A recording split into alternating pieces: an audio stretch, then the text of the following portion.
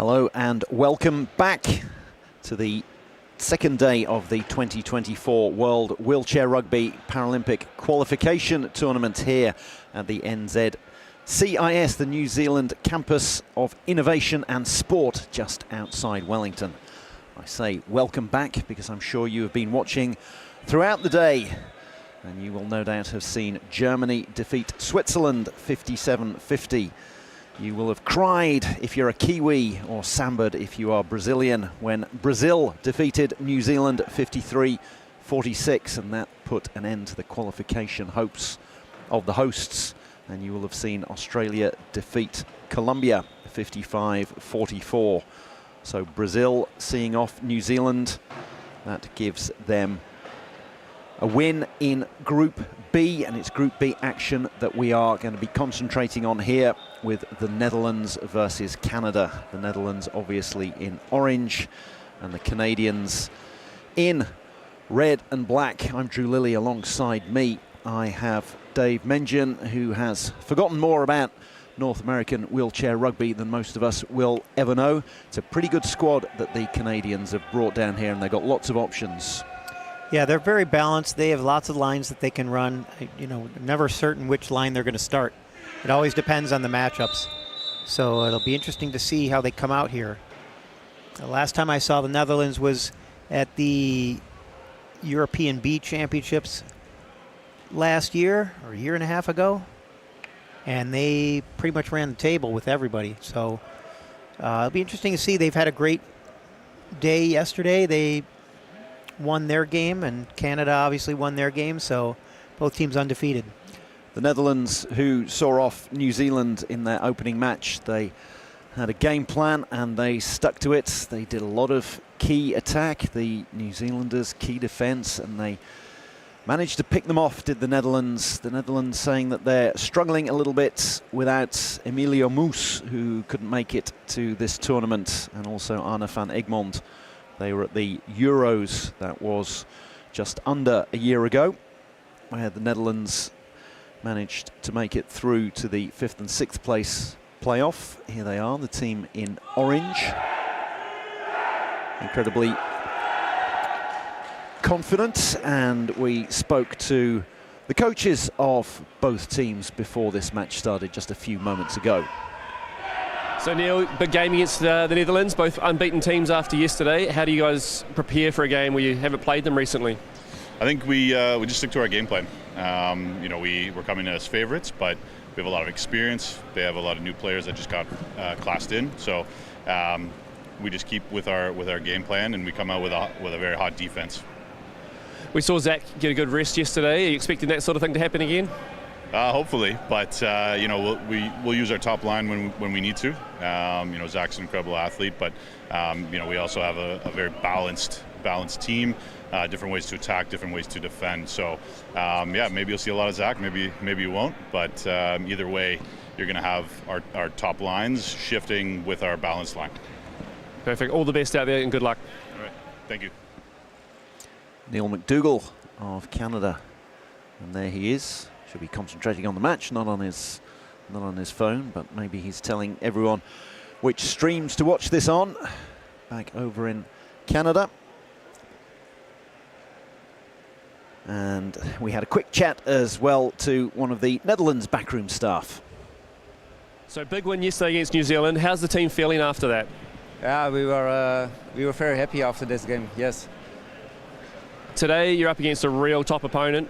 What sort of things do you feel are going to change that sort of momentum that they can bring to a game with Canada normally? Canada is first, it's a training moment. Tomorrow is the big game for us against Brazil, so we will train a little other lineups as yesterday. So. Perfect. All the best out there and enjoy the game. Martin van Hinter, the Dutch coach there, and we are away, and it's the Dutch who win the tip, and it's Job van der Laan who's going to score the first point for the Dutch. Their starting lineup, Davy van den Dop, three-pointer, Job van der Laan, 2.5, Hector Loma, 1.5, and Ben Bazoun, a one-pointer. And then for Canada, Zach Medell, The 3.5 pointer, there he is, about to pick up the ball and get the first point on the board for them. A couple of mid-pointers in Travis Moran and Cody Caldwell, and then Eric Rodrigue, the 0.5 pointer, all adding up to 8 points for the two teams.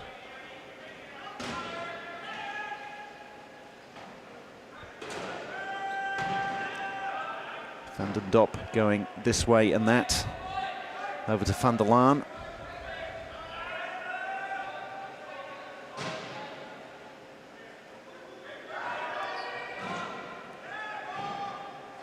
And Hector Loma, who scored so many points against New Zealand in their 44-36 win, their opening group game, once again turns up in the key.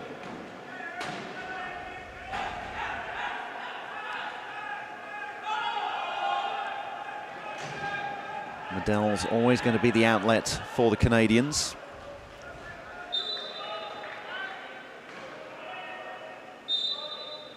He's a player who has played around the world.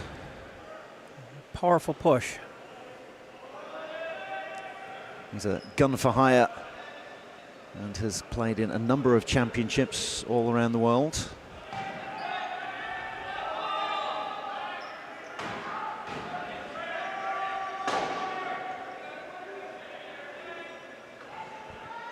Boxed in is Van der Laan. Needs to release the ball as soon as he can. Gives it to Loma. And you can hear the Dutch bench counting down there. And they just about managed to get over the line before the shot clock expired. And Travis Moran is the one who picks up the ball for Canada. Canada, who are here having finished runners-up at the Parapan Games. That was in Santiago in November. It was the qualifying tournament for the Americas. They defeated USA in the group stages, but when it came to the final, they came up short, which means they have to go via this qualifying tournament, and USA already with their Paralympic berth sealed. So first turnover of the match, and it goes the way of the Canadians. Van der Laan got a little love tap as he was trying to catch that.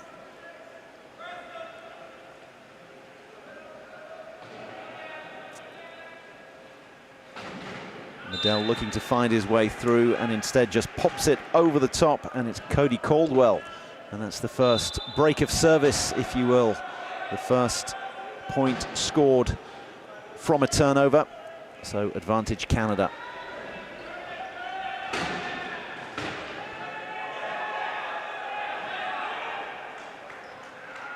The Dutch get it over the halfway line within 12 seconds. That's the first imperative. And then they have 40 seconds on the shot clock. Difficult to see the shot clock there from that angle. Morale crosses the line without the ball. It's the penalty try.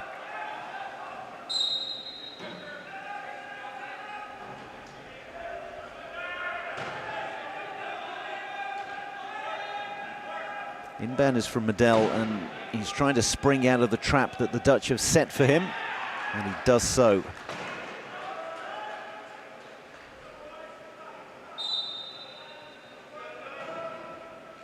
Yes, you can try and put traps on Zach Medell, but easier said than done. He's faced them constantly his whole career, so he's gotten pretty good at keeping out of them and getting out of them.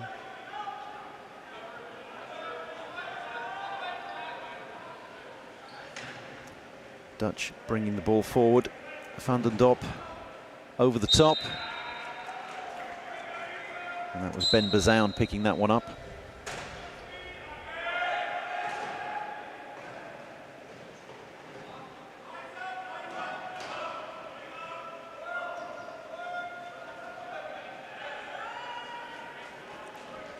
Couldn't hold the corner there. He needs to get to that sideline, Loma, in order to keep him from getting around the edge. The sideline and the baseline, those are extra defenders when you're coming up against someone of the caliber of Zach Medell. I guess if you go over either of those lines, then you are out of bounds, and that's a turnover.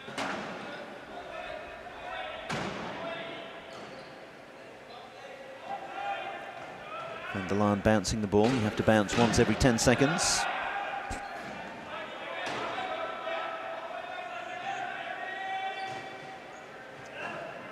Van den Dop not finding a way past Rodrigue. Over the top. And just about corralled there by Van der Laan. He did a great job of pulling that down.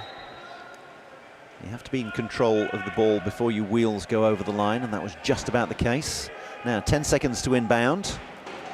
You can see the referees. We have Izumi Kato of Japan and Kim Yun-ho of Korea.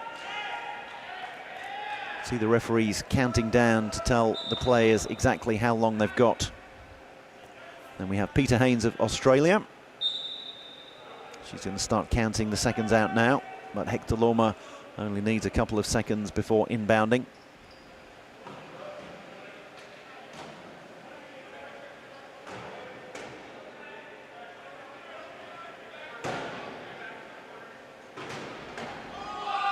And Medel gets a hand in there, a block and a turnover for Canada. Tried to sneak that pass underneath.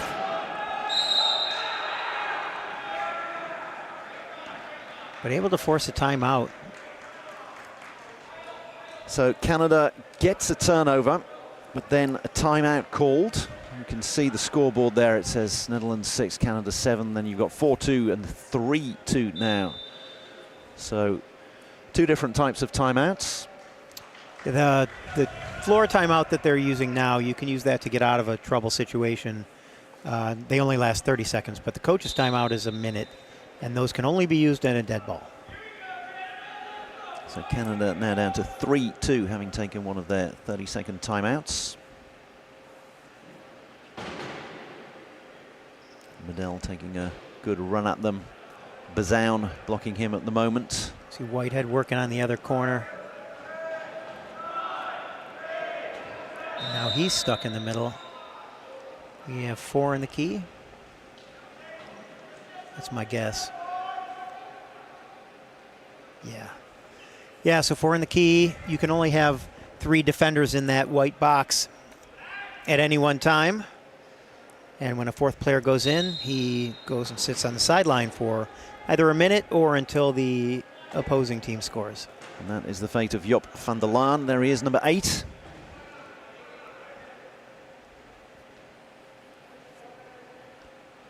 Medel's waiting for his defense to get set up. And obviously Van der Laan called inbounder so he could get out of that situation. They had him trapped on the sideline.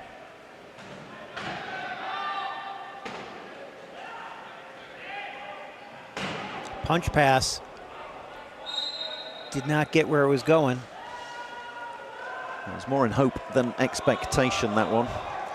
Netherlands has done a really good job of being patient on their offense up until this last 2 series.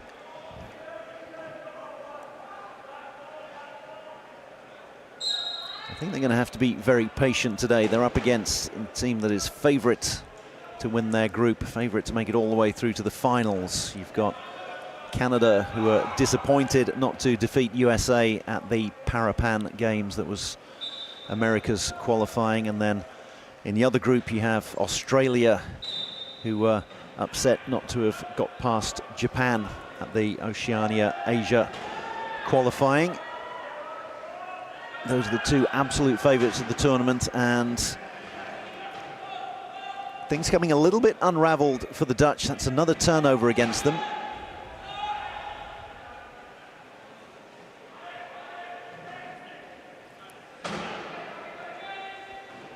Medel showing all his trunk function, spinning this way and that. You can see the shot clock ticking down 13 at 12 seconds. He won't be too worried about that,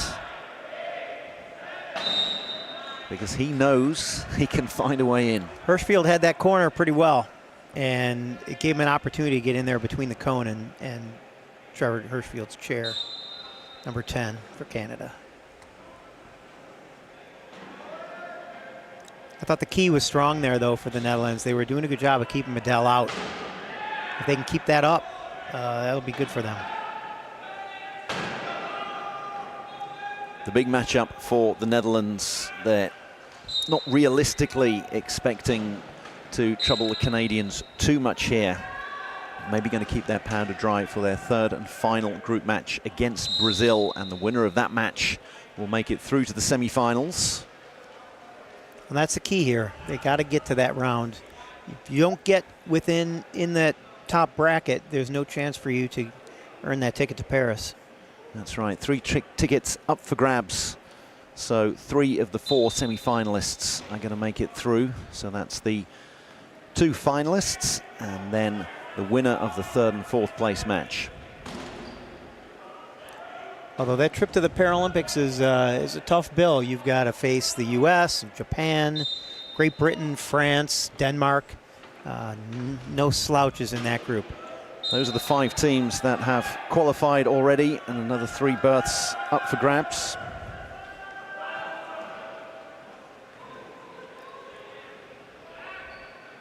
Great Britain, the defending champions from 3 years ago, but certainly wouldn't be the favourites.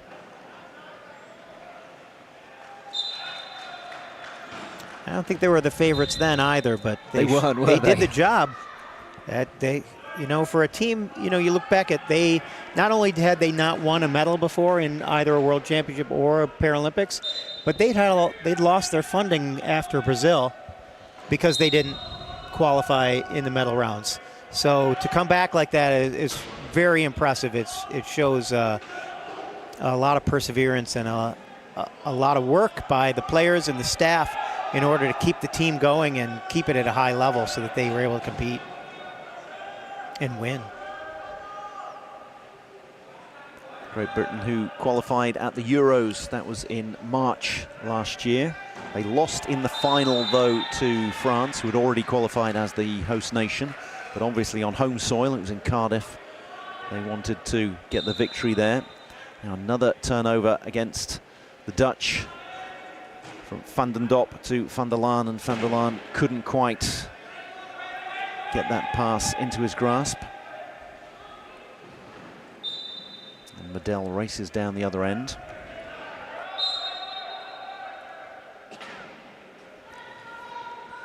Into the final minute of this opening quarter.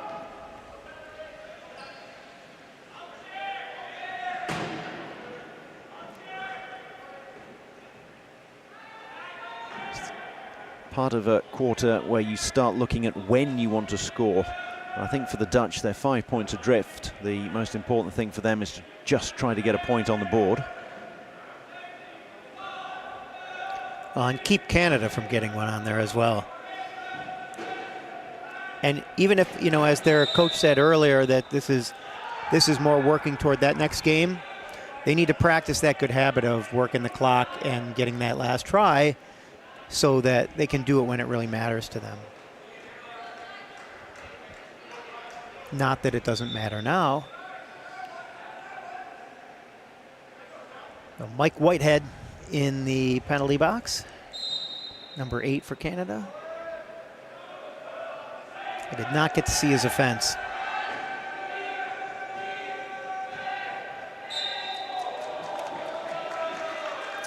Oh, Trevor Hirschfield trying to push a Netherlands player across the line there. Scored, though, first before could get in there, and that's a nice way to finish it off. Canada deciding not to go for it in the last seconds there, and they lead 13-9 at the first break.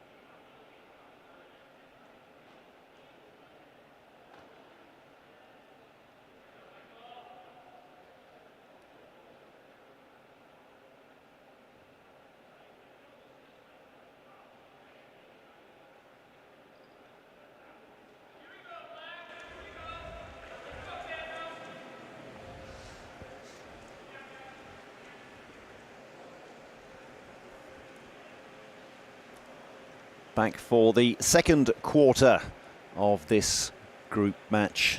Netherlands 9, Canada 13. And the Netherlands have made a few changes there. You can see the number 1, Scott van Polen, who has come on. Davy van den Dop still there, as is Job van der Laan. And Canada with a different lineup as well. Yeah, Kovac, number 1, is in, and Pico Dagenet, number 12.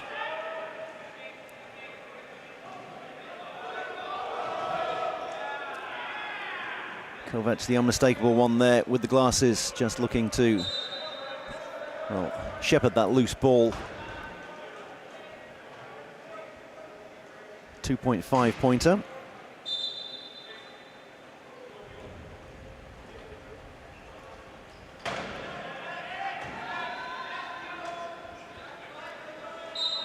So this could very much be the Dutch resting some of their best players. Ruben van der Laar has gone out there as well, number 4, mid-pointer. He's the one there with the inbound. Probably resting their players ahead of the huge clash that they've got coming up tomorrow against Brazil. Aggressive defense by Medel there, pushing the ball handler toward the sideline, so he had to call timeout. So you can see Netherlands 3-2, Canada 3-2, so each team having taken 1 timeout. Zach Medel, number 33. Dave, you've played against him. What's it like being on the same court as him? And it's like being in a small car with a tank coming at you. There's nothing you can do. You just try and get out of the way. He's as soon as you think you had him beat, he's back in front of you and he's knocking you around. So yeah, he's fun to watch and he's fun to play against, but it's a big challenge trying to contain him. And when you play against him, you end up watching him as well because he goes flying past you. And yes.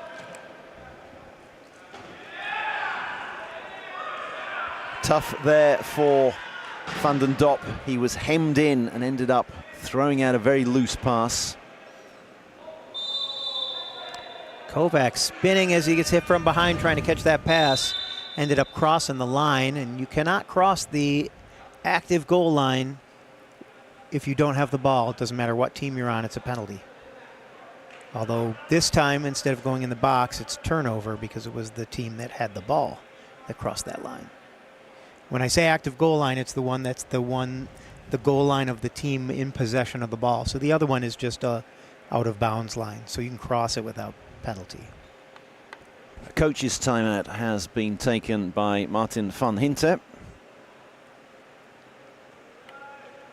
So you can see Netherlands down to 3 and then 1 on their timeouts, because it's been a bit of a loose start, only 49 seconds into this second period, and they find themselves having conceded 3 points already with an awkward sideline inbound, a corner inbound, and they need to get the ball over the halfway line.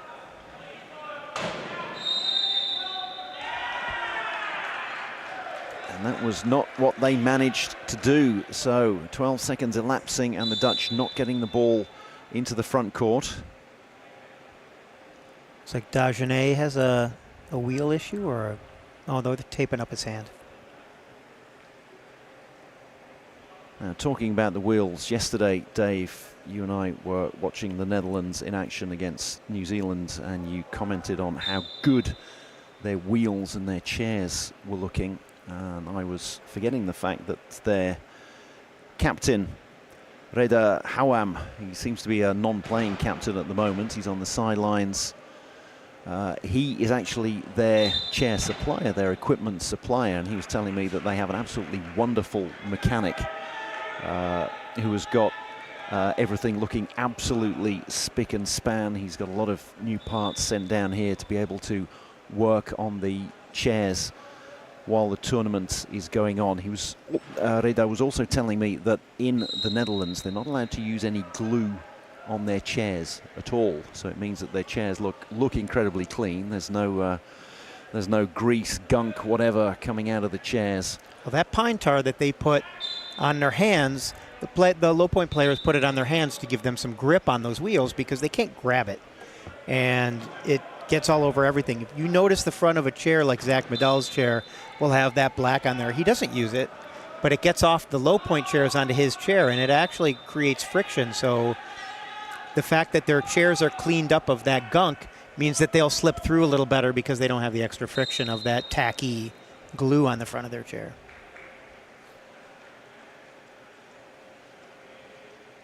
I've used quite a bit of carburetor cleaner on the front end of my chair to get that stuff off. It is not easy.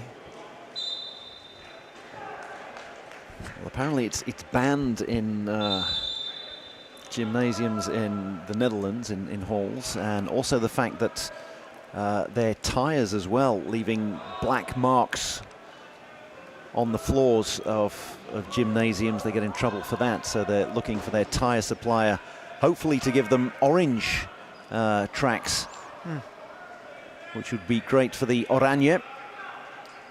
It's pretty common that tournaments will ask not to use the stickum, but we've also gotten pretty good at cleaning it. There's a chemical that someone found in the Seattle area that cleans it up pretty well and doesn't leave the floor greasy like a Guggen would. And you still have to scrub it with tennis balls on the end of sticks to clean up the mess afterward. If you notice the floor of this court, there are a lot of black marks on it, and it takes quite a while to clean up if you don't have a professional device to do so. It's Canada who are cleaning up at the moment. We had a turnover and Zach Medell picking up a loose ball earlier on. The Dutch now setting themselves up. It was 9-13 at the quarter. It is now 9-19, so a 6-0 run that finally comes to an end there, courtesy of Davy van den Dop.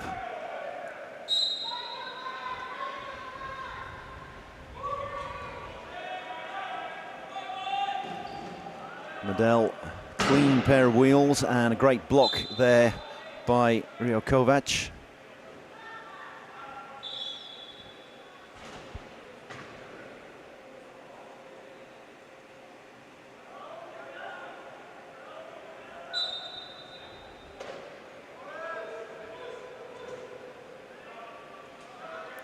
He did a nice job of following his pick out of there.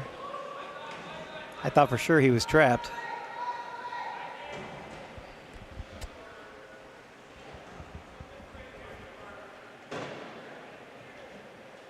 Van den Dop circling around. Well executed play. Van der Laan got underneath, just waited for his opportunity.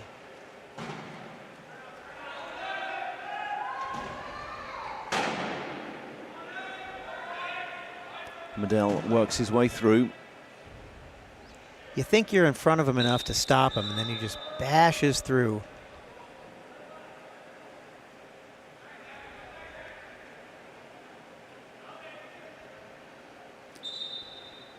Scott van Polen, a 0.5 player, with the inbound there to Van der Laar, and the ball has bobbled loose, and it's going to be another turnover, but it gives the Dutch a chance to get more players out there.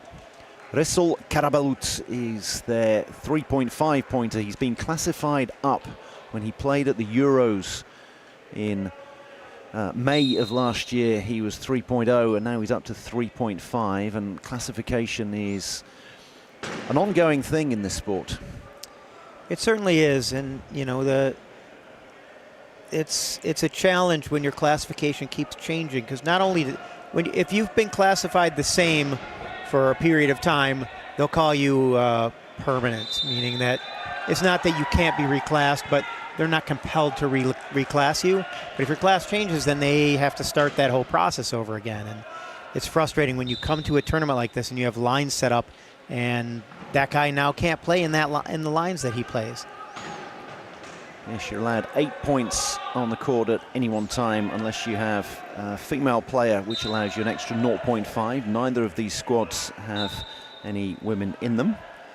So 8 is the maximum they can have. Yes, so if you always want to use the full 8, And if all of a sudden that means that you're having to go down from a 2.0 to a 1.5 playing alongside you, then it certainly makes life a lot more difficult when you've been used to training alongside certain people for certain lines. Karabalut getting on the board.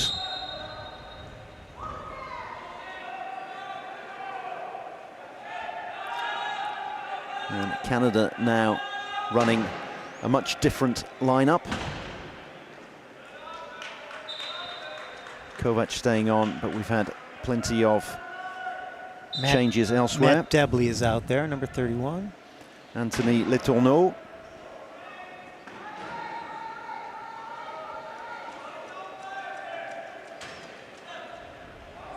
That's Green, I think, is number 7. And indeed, Byron Green.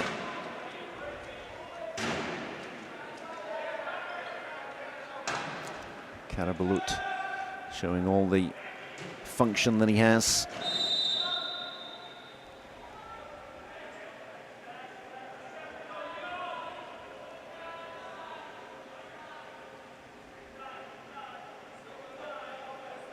It's interesting with the speed and the intensity of the games at this level, the amount of patience that they're also able to have. An awkward corner inbound for the Dutch, but they're 4-on-3 here. You can see that Kovac is in the bin, and Van Polen is keeping an eye on him and making sure that he can't come out, unless, of course, he holds his arm up and says, "Let me be the inbounder." And what a great inbound that was. Letourneau. Letourneau, a 2-pointer. He wasn't going to have the speed to get over the line with the likes of Karabalut alongside him. His teammate, Matt Debley, number 31, told him that he had a flat, or he heard he had a flat and was calling equipment. That's why he turned back, so he had an opportunity to get his wheel fixed. Because when the play stops advancing toward the try line, or if the player is in a situation where they're in danger, they'll stop the play for that. But if the play is continuing to advance, they'll just leave a guy that's got an equipment problem on the side until that changes. You can be flipped over and they won't call it unless the play stops advancing toward the try line. We'll flip you back up as soon as we've scored a try. And don't worry, we won't forget about you. Let's just get the point on the board.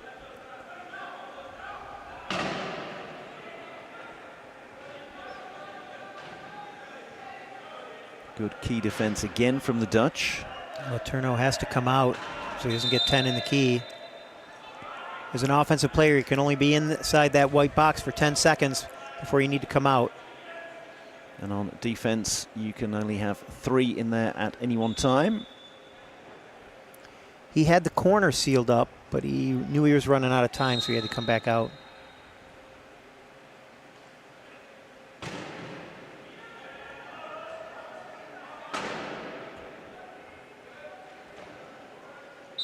Kovac takes his time and then cruises in.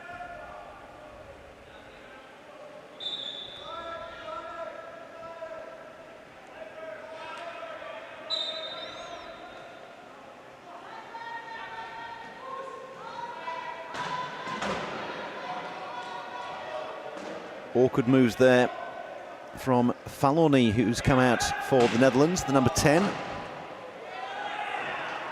And then gave Karabalut a little too much to do. Pass was a little behind his back. It's harder to catch. So Faloni has come on for Van den Dop, a 3-pointer for a 3-pointer. And Hugo van Iersel is on as well. So the Dutch very much going through their entire squad. The only person we haven't seen yet, I think, is Reda Houwam, the captain.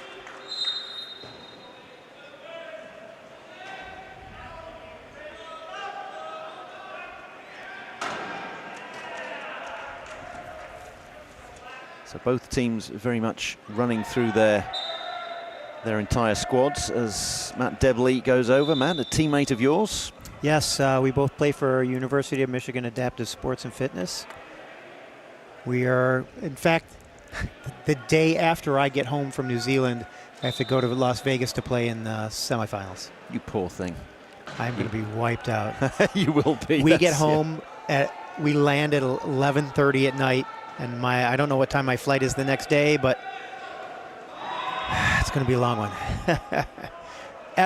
Totally worth it to be here. The things though. we do for this sport. Yes. I love to play, and I love to be here to watch and to commentate. And heck, we're spending 3 weeks in New Zealand. I can't complain.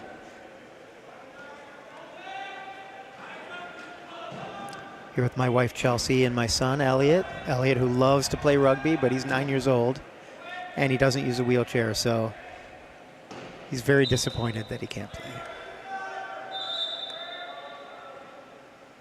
Kovac with another try. It's 14 points to 6 in this quarter in favour of the Canadians, as the Dutch have been going through their lineup deep into the squad, and Karabulut makes sure he doesn't take the ball behind his own try line, and he's asked a lot there of his fellow high pointer Timothy Falorni, but Falorni answered the question.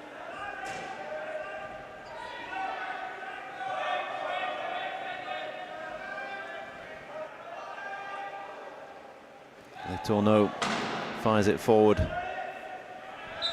and Debley finishes it off. Little touch pass. Knowing where your teammate is makes that happen. You got to know where your teammates are, know where you expect them, and keep your head up. If this is a second line in inverted commas for Canada, then it's a pretty good one, isn't it? It certainly is. Well, they've got a lot of depth, and that, I don't care what kind of shape you're in. You play this whole game without any substitution, and you play for 5 days, it'll take it out of you. Canada strength in depth and showing that at the moment. Debley going this way and that. And now taking his time, because there are just 30 seconds left in this second quarter, so 30 seconds left in the first half. Shot clock's at 16. So we were saying earlier, even if you are 12 points clear, then it's always good to work on these time stamps, work on your set moves. You don't get many real game situations to do these things. You can work on them in practice all you want, but until you got to do it in a game. Dutch bench counting down for their team, and that was fired forward and bounces off the back of Matt Debley's head. 3.2 seconds to go. Bit of a Hail Mary pass that bounces, bobbles around. That's another pass, though. You want to take that shot because you don't get very many opportunities to do that against an opponent. And it was a great try. He almost got it. Great effort there from Van Iersel with the bunted inbound. Letourneau with the inbound here, and they're just going to put this one in their laps. And Canada it is who lead 29 points to 16 over the Netherlands at the big break.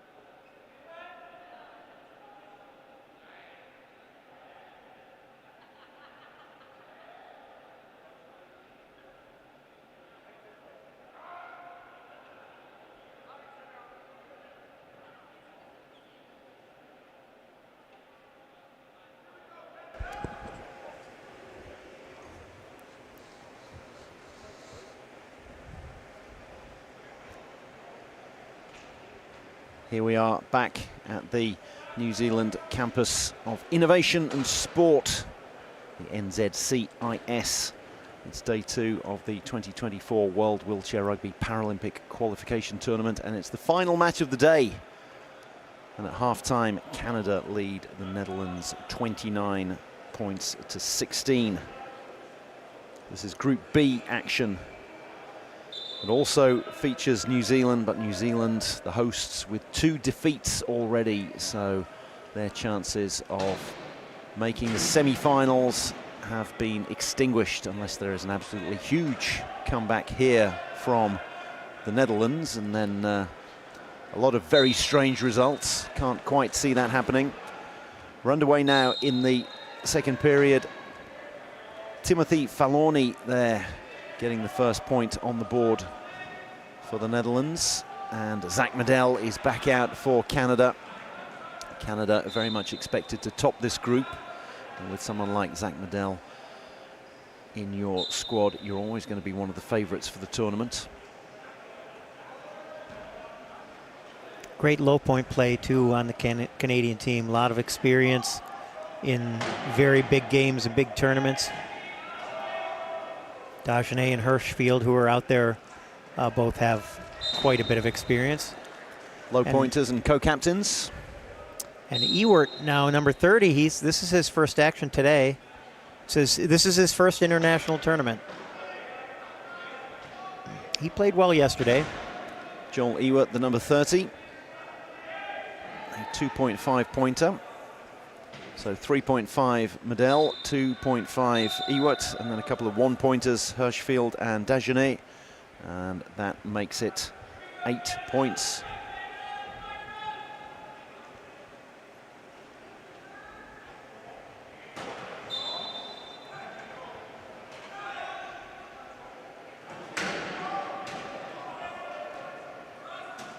Davy van den Dop for the Dutch, getting the ball from Hugo van Iersel.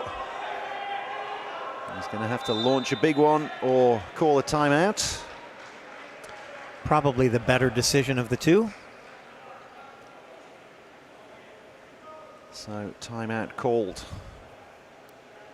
Netherlands 18-31 down. As you can see, the little numbers to the right of the scores just gone down from 3-1 to 2-1 for the Netherlands as they've taken a 30-second timeout. Yeah, those top numbers, you get 4 of those 30-second timeouts, but the bottom number is the coach's timeout. You'll only get 2 of those per game. Reda Houwam, the captain of the Dutch, has come on, the number 6.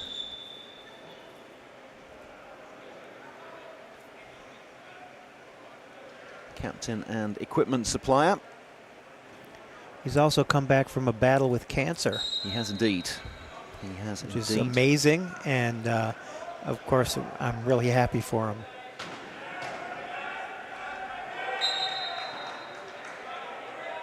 Almost a steal there from Ewert. Got the ball loose, but it was adjudged to have come off him last, so the Dutch are going to maintain possession.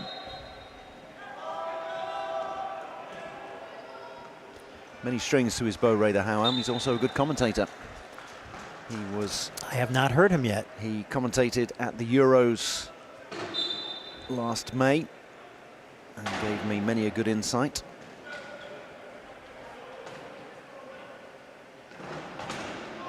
Medell spinning this way and that. From what I understand, he puts on a great tournament too. Other than that, he's not very talented. I'm sure he has other things going on as well.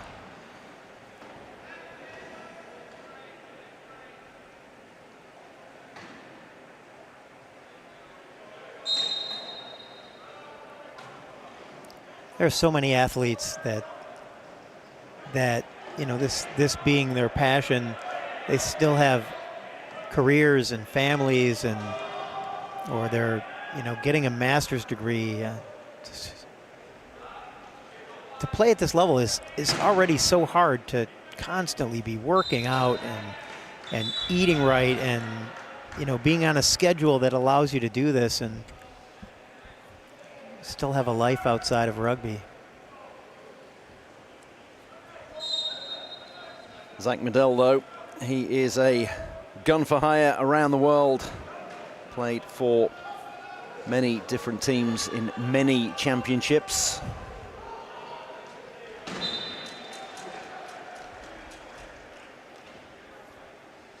I know he's played in the US, he's played in Japan, Played in in Australia.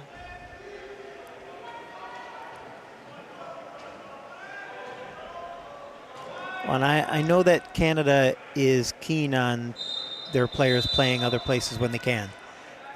Many of the Canadian players play in the US League, gets them more games, gets them high-level competition. Different opponents rather than seeing the same Sure. people in and out and getting into habits. Well, and the league is smaller in Canada, so they have less opportunities to play than it is in the US anyway. We pretty much have a tournament every weekend at various levels. Pick off there by Ewart. Hands it off to Medell. And Medell just launches an absolutely perfect pass and says, here you go, skipper. Yeah, with not too much forward spin so that there's plenty of time for Hirschfield to get underneath it.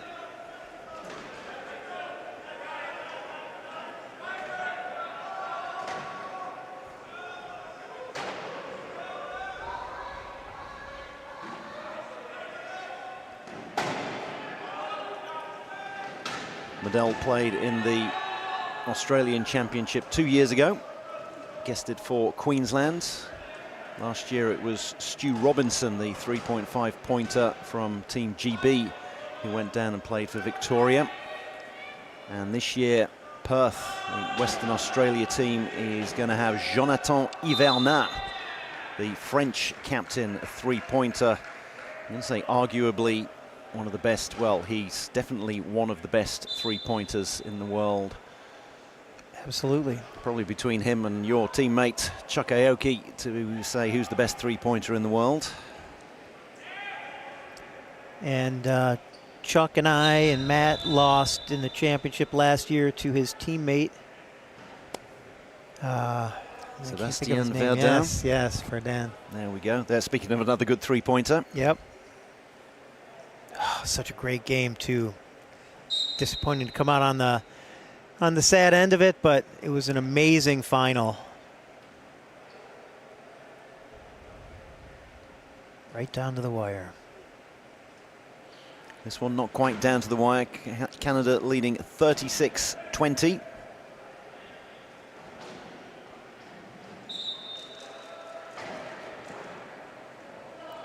Nice score there, though, for Timothy Falorni, getting himself into the key, ready to receive the pass. Hirschfield out to Ewart with the inbound. Ewart now looking to get it over the halfway line within the 12 seconds. Does so, a quick bounce, because you have to do that every 10 seconds. And he goes coast to coast. A little apology there from Van Iersel. Not meant to make contact when the ball is dead. Yeah, they're not calling contact before the whistle at all. There have been 1 or 2 in the New Zealand games. Cameron Leslie's picked up a couple, as is his wont. We abolished that rule. We got rid of it in the United States. I think it's been a good thing. At this level, I think it might make the game a little faster, if you can believe that. I mean, it's already way faster than the level I play at anyway. But you can see it's not being called. So that's interesting. I'll have to find out if there's something behind that or if it's just out of fashion.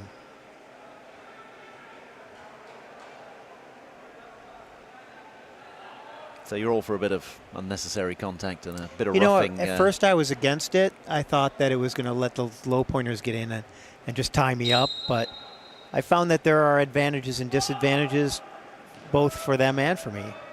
And I think the game is more interesting because we're allowed to make that contact and get in there and use that contact to gain position.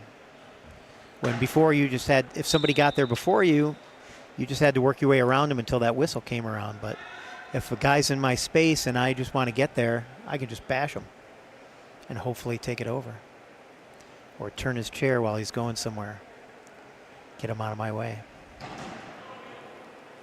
Kovac looking to make some space. And in the end, it's Whitehead who goes over. Whitehead who has come on for Medell. We've got the double goggles line up now of Letourneau and Kovac.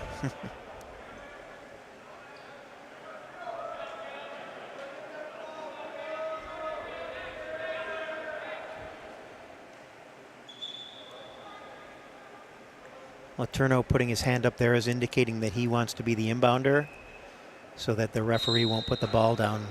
We'll wait for him. Van der Laan sitting in the bin. And he will be there until Canada score.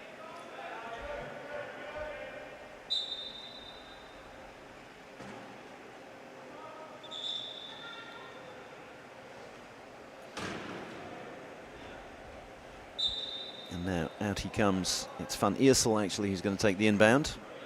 Hands it off to Karabulut, the high pointer.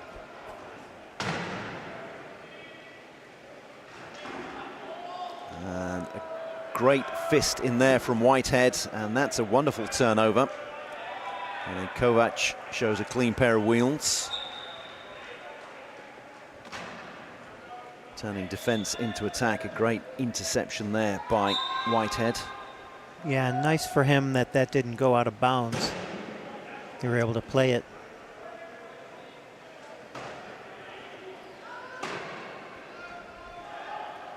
Karabulut doing his level best, but a little too much there for Van Iersel. Just out of reach. Tough for a one-pointer to be able to lean forward, won't have the trunk function to and reach up, right? When you reach up, you're going to fall forward. And the low pointers tend to wear a belt across their chest to help hold them up and to help them get back upright. And, but still, it's hard to reach up above your torso when you don't have the trunk muscles to hold you up there.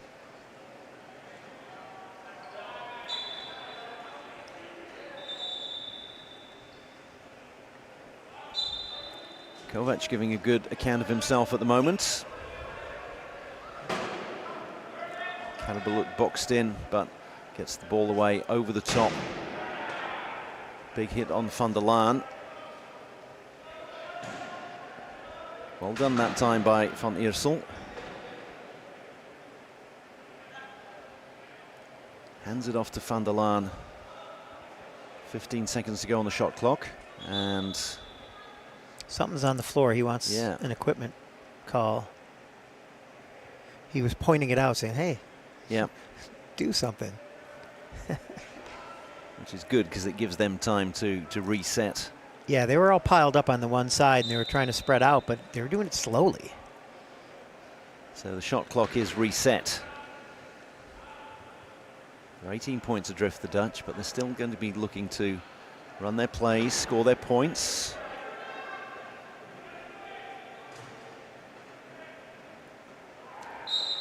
Yeah, they want to play good rugby. They want to execute their plays so that they're ready for tomorrow. Big match with Brazil. Number 6, their captain in there, whom we mentioned earlier, Reda Hawam. Talking to him when he was commentating with me last year, he said one of the things you need to do, even if you don't think you can win, is, well, win your development. Make sure you are making progress whatever happens. Now, looks like a bit of contact's been made on Van der Laan. And we got a stray poke in the eye. It happens, and it's not always seen by the referee. He may have to go off.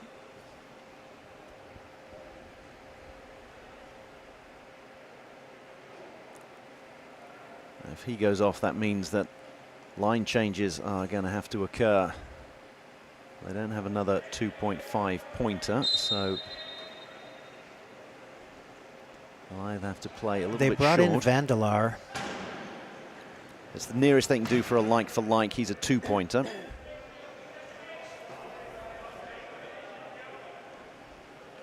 In the meantime, maybe Litorno or Kovac can lend Van der Laan a pair of their glasses. And that'll be shutting the stable door after the horse has bolted.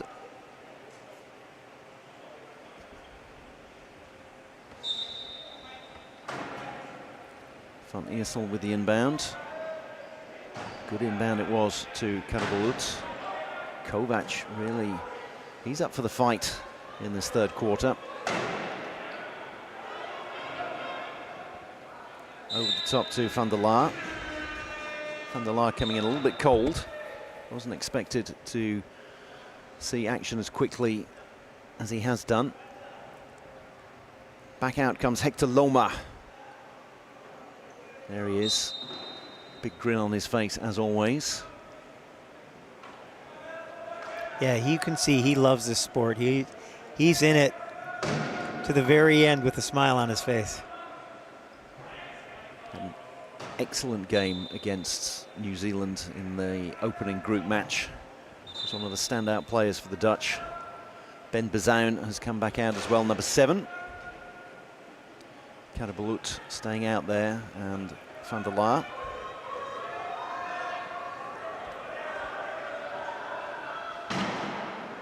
Great work by Kovac to get back there. You know, it's interesting to me. I know that Whitehead went to 24-inch wheels because most of rugby is short sprints, very short, and you can get from one place to another a lot faster. But it does take away from your top speed some, and I'm wondering if that might be the difference where he got beat there by Karabulut.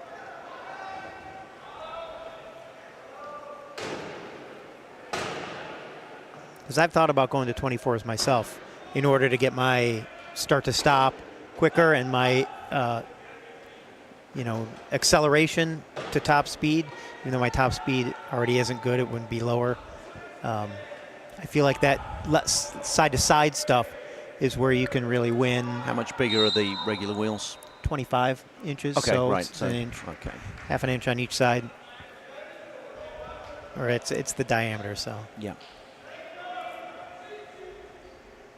I think it's, the tubes are 559 millimeters. 15.4 seconds to go. Canada looking to make it a 20-point lead in this contest.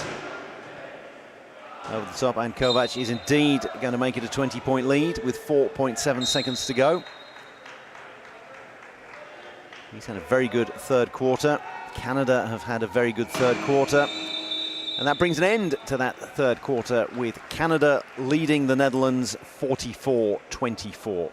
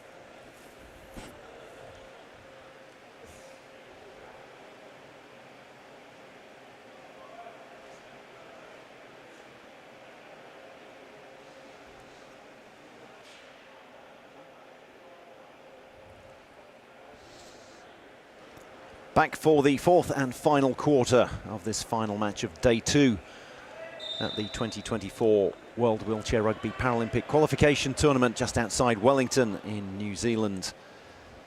And it's Canada with a 20-point lead over the Netherlands. And what is more, they have possession and they convert that into a score to make it 45-24. Matt Debley back on for them. I like the orange jerseys. It's a nice different color. You know, you see a lot of the same colors in this sport.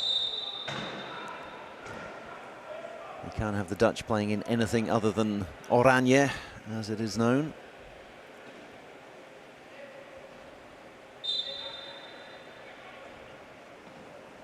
Inbound from Travis Mourão, who's come back on for Canada.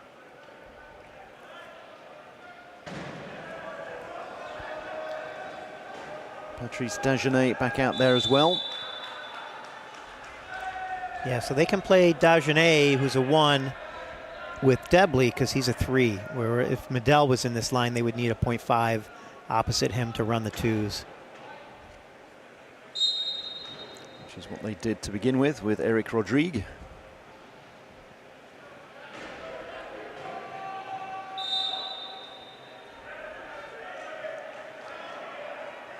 So Caldwell got pushed across there. He's going backward, got caught going backward and got punched across. Vandelaar did that.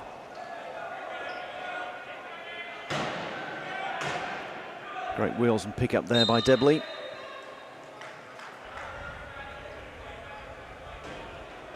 Now, I don't like that play. I don't know why you swipe at that and knock it out of bounds. You're basically just giving them the opportunity to get out of trouble. Because Debley was stuck there. He was having trouble getting into a position where he could pass. He couldn't move. And you just gave him an out. I guess maybe you're giving your defense an opportunity to come back into the play, but it's a decision.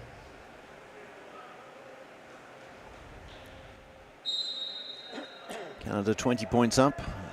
As you can see from the scoreboard, both teams have 2 30-second timeouts that the players can take from the floor and 1 coach's timeouts. Caldwell loses the ball there. Picked up by Ben Bazoun, hands it off to Rizal Karabulut, who's quick on his own. Debley got behind him, though. He might hit that cone. Oh! And Hector Loma coming in there, and again, Caldwell getting knocked across the line. He's going to hear about that when he gets back to the bench. Look at that. Loma came in for from about 50 yards away. Took a good run at him. I'm sure he did it with a smile on his face. Oh, I'm sure. So there's Caldwell in the bin. Loma with the inbounds. Gives it off to Van der Laar. The Dutch 4 on 3 at the moment. Or if you prefer, 8 on 6. 8 points against 6 points, because 2 points are on the sidelines for Canada. And those 2 points return.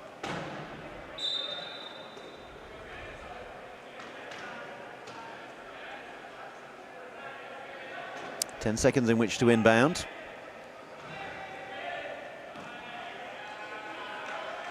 Well, all of a sudden, it looked as if they were boxed in, and then 5 seconds later, Mourão goes over the try line.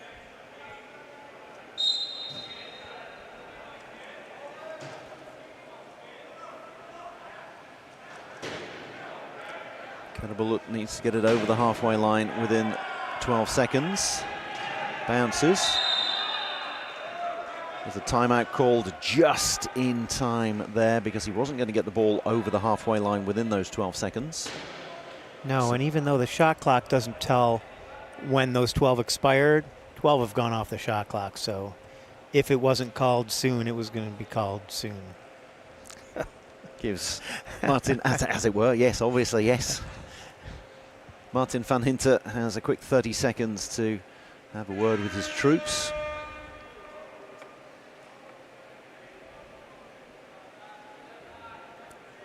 Van der Laar, Bazoun, Karabulut and Loma out there for the Dutch.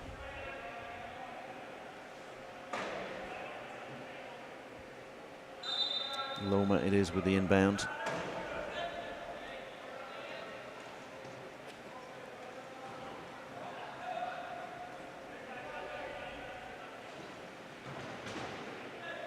Van der Laar can't find a way through there. Excellent blocking from Caldwell and from Mouraun. I think he'll be watching his back this time. The ball goes loose. The Dutch maintain possession, but they've only got 8 seconds, as you can see from the shot clock. To the left of your screen, and you can hear the countdown. He's got 2 players in there in the middle, but nobody who can push across. Was the timeout taken in time? The referee saying that it was. So they're going to reset the shot clock to 15. Another timeout taken, the last one taken from the floor as far as the Dutch are concerned. And Loma's going to have another go from the corner to inbound. Always a tough inbound. Karabulut, what can he do in the next 13 seconds? You'll hear the countdown start again from the Dutch entourage. Again, they're all off to that one side. Worked for him. Space made, channel opened up for Karabulut.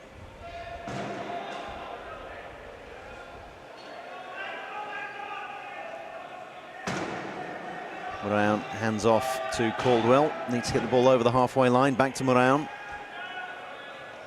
And he's got support coming into the key from Dagenet. And Pico it is who gets over the line.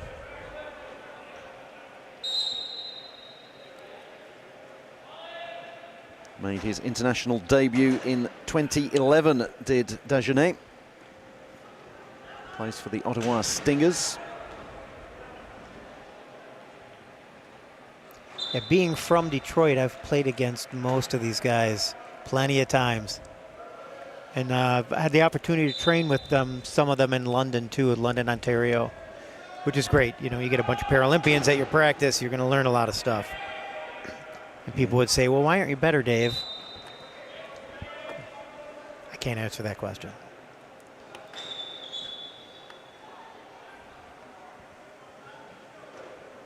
Those that can, do. Those that can't, Commentate. coach. And those that can't even do that, commentate. Right. So you've got 1 and 3. You've got gold and bronze there. We'll You see. can and you talk about it. I'm on the lowest step of the podium there, but it's a good podium to be on. Gold, silver, bronze, and whoever gets gold, silver and bronze at this tournament will qualify for the Paris Paralympics to be held at the end of August and the start of September this year. And that's the real reason we're here. This tournament is all about qualifying. That's why they call it the Paralympic qualifier, right? 5 teams already got through, as we've mentioned earlier. Japan, USA, France, Great Britain and Denmark, and 3 more looking to join them.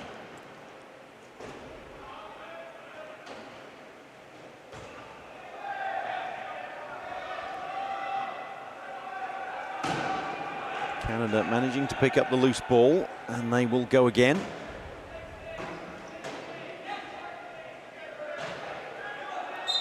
Good patience there from the Canadians. No panic. They had a lot of time on their hands.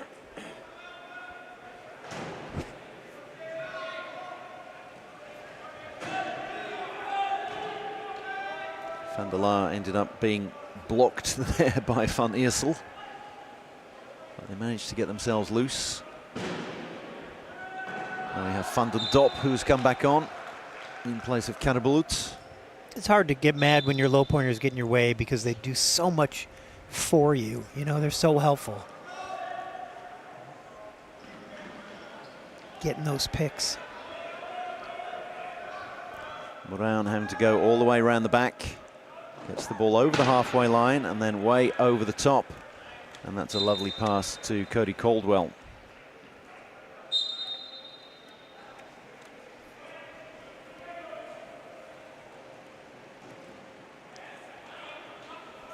Speaking of London, where you've played, the other side of the Windsor Tunnel from Detroit, Caldwell, who plays for the London Annihilators.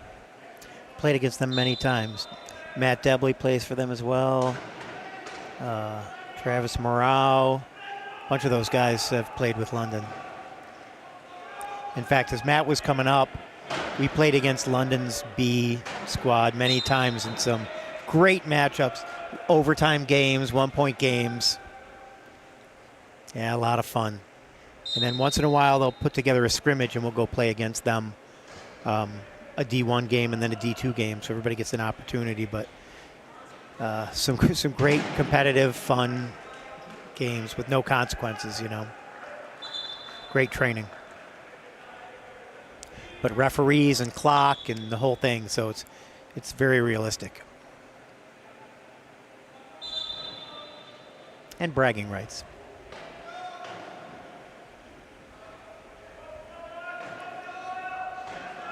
Having spent a fair bit of time in Ontario myself, I know that London, they like a celebratory beer or two after a match, so I'm sure that would all have been part and parcel of it.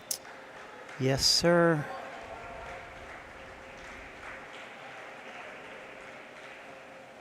Into the final 3 minutes of this contest.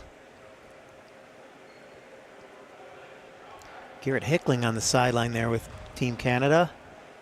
He was the MVP of the World Championships 3 times, and he's the first person inducted in the World Wheelchair Rugby Hall of Fame. Great player, great guy.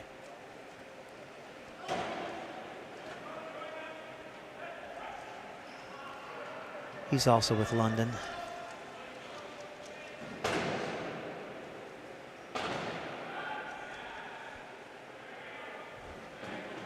Van den Dop going this way and that and pops a lovely pass over. And in the end, wow, nice job. Van Eersel couldn't get it over the line, so pops it over to Hector Loma, who crosses the line. Kind of over his back. I mean, he knew he was there, but couldn't see him as well as he would have liked to.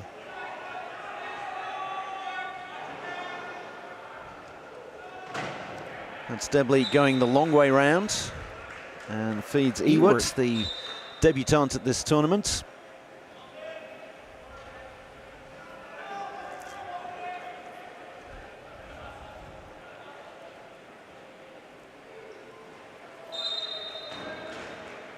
Van den Dop taking care of business. Puts the ball down on the floor as well, away from the referee to give himself and his teammates a little bit of time to set up. Though he'd never admit to it.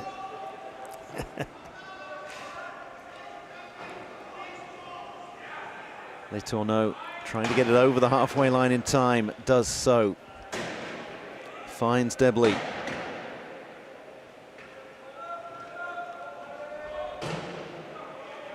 Great hands there. Ewart now with the ball, but stuck in the corner.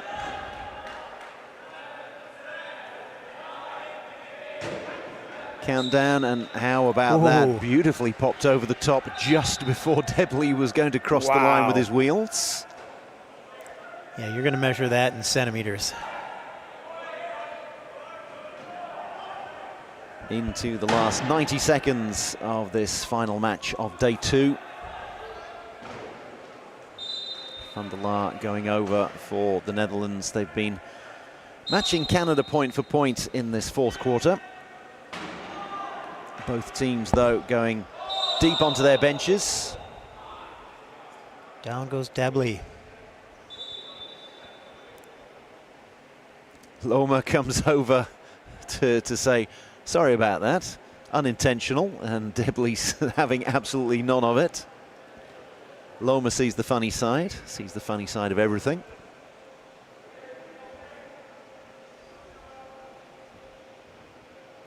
Byron Green, who's come on, he seems to see the funny side of it as well.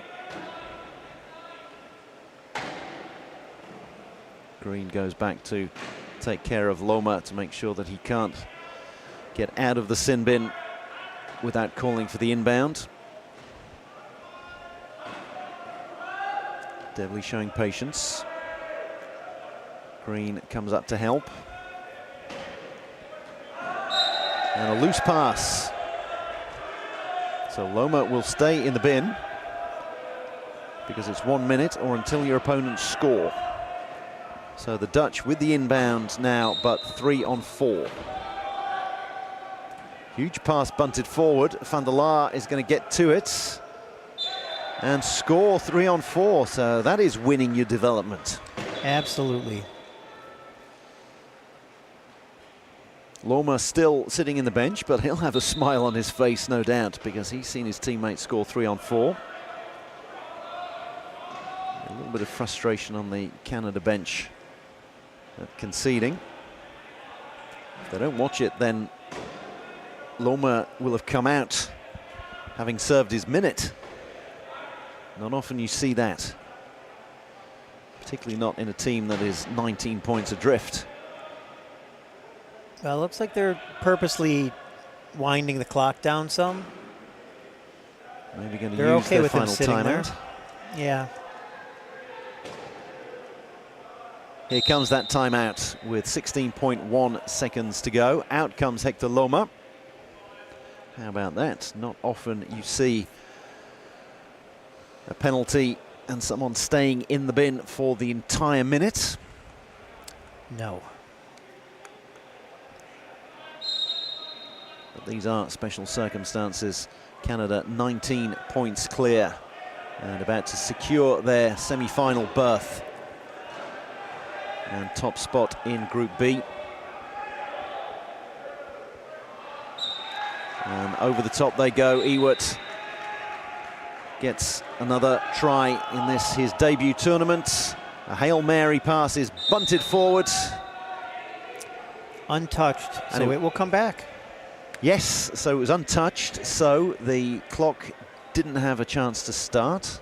So if that had touched a player, it would have been inbounded from where it went out of bounds. But because it didn't touch anyone, they bring it all the way back here to where it was inbounded originally. Canada keep it in their hands. Debley keeps it in his hands, and Canada have their fate in their hands. They have won Group B. They've defeated the Netherlands 55-35. That means they sit atop Group B. Cannot be overtaken unless, of course, they suffer an absolutely huge defeat against New Zealand in their final group match. Netherlands have won one, Brazil have won one, and Netherlands and Brazil will face off tomorrow, Friday, the second match. That match on at 12:30 local time, and it's a quarter-final in all but name. Whoever wins that one will go through to the semi-finals, so that'll be a huge one there. But Canada, they went all the way through that deep squad of theirs and showed just how much strength and depth they've got. Yeah, and so they've earned their trip for a medal, pretty much. And obviously that's what the Netherlands is hoping to do too. If you don't, like you said, if you don't make that top 4, you don't get to play for a medal. You play for a 5th or below. So these are the matches that we are going to have tomorrow. Colombia versus Switzerland to see who comes 3rd and 4th in Group A. Brazil versus the Netherlands. There's that big shootout. New Zealand versus Canada. New Zealand playing for pride. And then Australia versus Germany. Australia, again, certain of making it through to the semi-finals. Germany also more or less through, unless there are some very, very strange results. So those are the matches that we have on Friday. The final group matches in Groups A and B.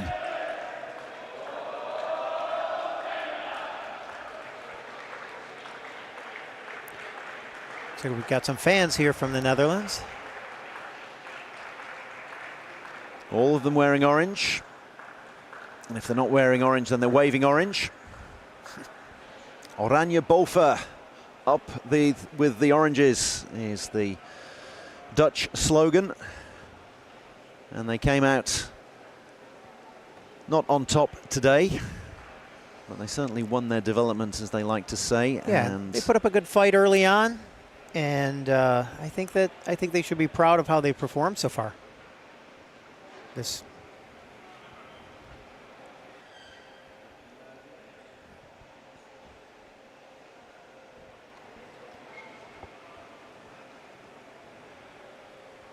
(55-35) for Canada, following on from Canada's 57-39 win over Brazil. I don't think we can read too much into the slight differences in scores there, but Canada winning both of their matches. And we're now going to be able to go down to our colleague Greg Mitchell, who has got my fellow commentator's colleague Matt Debley with him. Matt, job done. 2 games, 2 in a row, 2 wins. Can't ask for anything more than that. Absolutely. You know, we're feeling good, we're playing well, and things are coming together. Nice. There's a lot of trunk players in that other team. How do you find playing against so many players with trunk out there? Well, it's difficult. You know, they close a lot of space very quickly, and we have to be very smart, keep our space, work hard. My job's to draw as many of them on me as I can and then get rid of the ball. So. You went real well out there, man. I'd wish you all the best for a game against New Zealand, but that's my team, so I'll just have to say we'll see you out there tomorrow. Absolutely. You'll see us then. Cheers, man. Cheers. Greg Mitchell, who is a former coach of the Wheel Blacks and assistant coach. He's now a mechanic and he's commentating with us, so thank you for that, Greg. And as he mentioned, yes, it'll be Canada versus New Zealand tomorrow. That is it as far as day 2 is concerned, a day when semi-final berths were confirmed for Germany, for Australia and also for Canada, and we set up a big shootout between Brazil and Netherlands for the 4th and final spot. Thank you for following all the action today, and please join us from 10 o'clock local time tomorrow for the final group matches.